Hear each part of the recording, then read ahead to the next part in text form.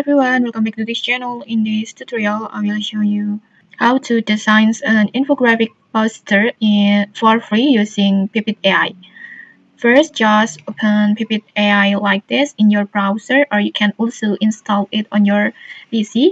And then Pippit AI is an AI-powered design tool that will help you create poster or maybe graphic, product photo, and it can also generate a video like marketing video and or talking photo and many more.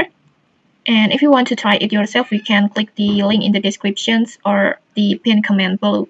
I have added the link at there. And one great thing about Pippit AI is that it gives you 120 free credits every day, so you can generate multiple designs without paying anything.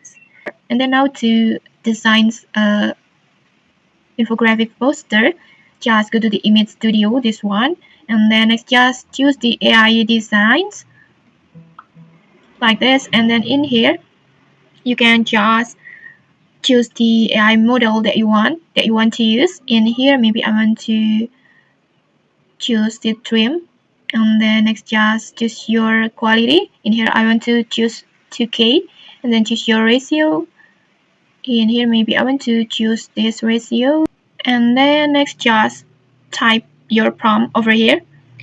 Make sure your prompt is clear and detailed, and if you want a specific text to appear on the infographic, just write it inside the quotations mark like this.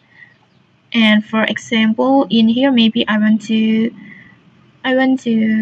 create a infographic about healthy lifestyle habits. So I want to make a prompt like this. For I already prepared a prompt like this. And then when you're done, just simply tap on submit, and generating one image will cost 6 credits, and it's totally free on here. So just click on submit and then wait for the process.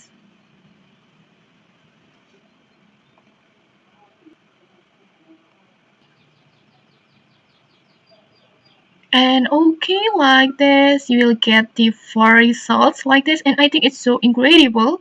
The results are so incredible like this. So let's take a look.